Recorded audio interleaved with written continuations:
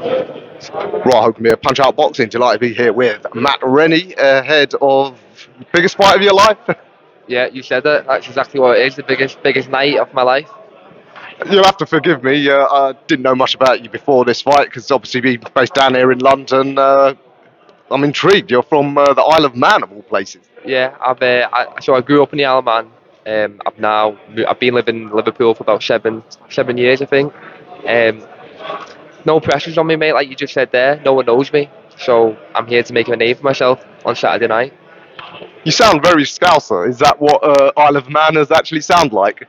It's one of them. So if you're in Manchester, people go, "Oh, you're a Scouser." If you're in Liverpool, they go, "Oh, you're from Manchester." So you're kind of in the middle.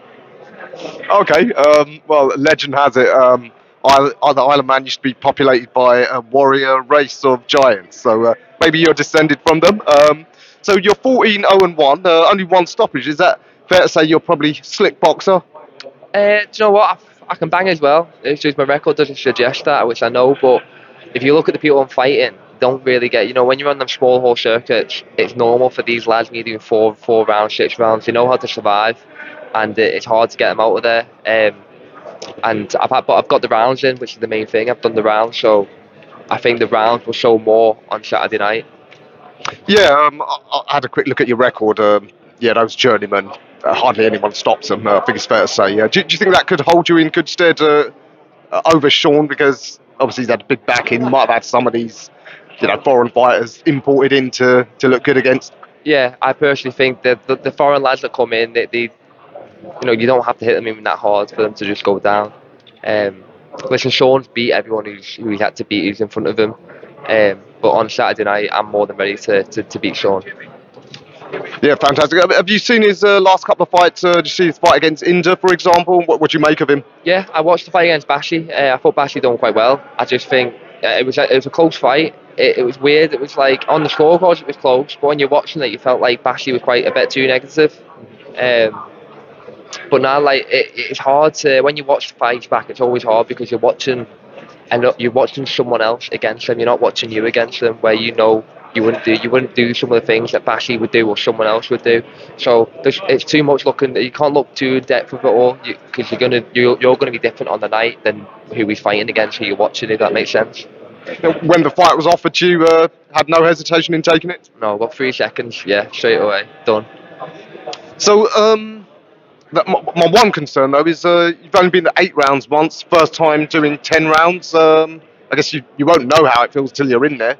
No, I mean it's pointless saying I've done it in sparring, which I have done, but sparring and fighting on night's different, and I know that. But I'm more than confident on the night, whether it goes 8 rounds, 10 rounds, 12 rounds, whatever it is, I'd be ready for it.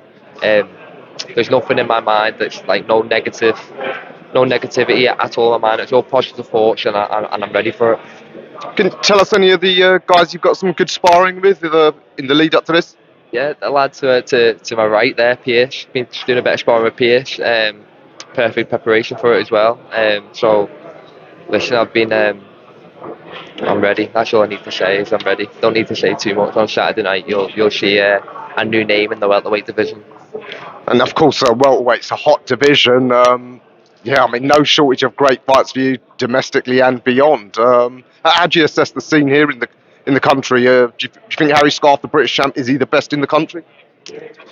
It's hard to say, innit? You've got some welterweights. You've got Josh Taylor, I think, going into welterweight now and stuff. So you've got sort of different levels. You've got the world class, you've got the fringe, and then you've got the domestic level.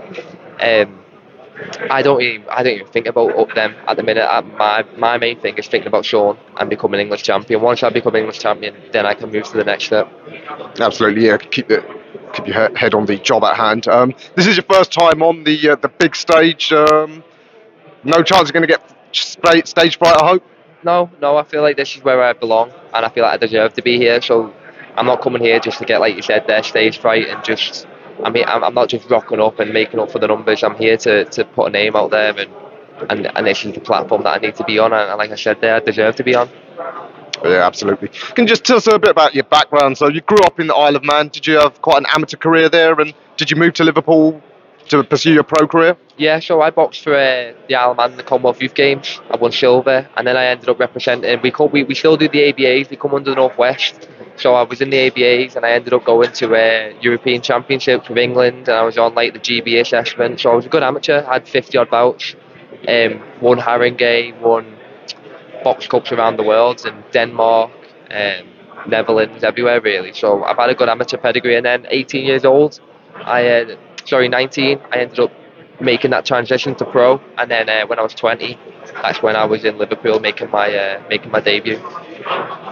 And are you a full-time pro, or do you have a day job as well? Yeah, so I do care work on the side, just part time. I still train. I'm basically training full time, and then and on the weekends I cover my ass basically by doing care work. But luckily enough, I've got a lot of sponsors who jumped on board, and obviously being on a small hole circuit, it's hard. You know, it's hard to get the funding and stuff. And when you're on these big platforms, it's easier to get the business and companies on board. But I've had a lot of loyal people that have loyal companies and loyal individuals that have helped me out throughout my career. You're a hero on two fronts, because I know what you guys on the small hall scene have to go through, and you're a care worker helping our vulnerable people at the weekend. So yeah, kudos to you. All right, so yeah, do you want to give us a final prediction? How you think Saturday night goes for you? Just a win. Simple as that. It doesn't matter how it comes. It's just going to be a win. All right, fantastic. Can't wait to see you. And repping the Isle of Man. I think that island probably doesn't have too many sports heroes. This could be a massive history-making night. I'll be the first ever boxer to become English champion from the Isle of Man. So hopefully after this, I'll be in the Isle of Man Museum. Wow, that would be fantastic. And who knows, maybe a big homecoming. Yeah, definitely on the cards. I'd love that. All right. Matt, absolute pleasure meeting you for the first time. Repping Isle of Man, like I said. Yeah, you've whetted my appetite for a trip to the Isle. So good luck Saturday night. Thank you.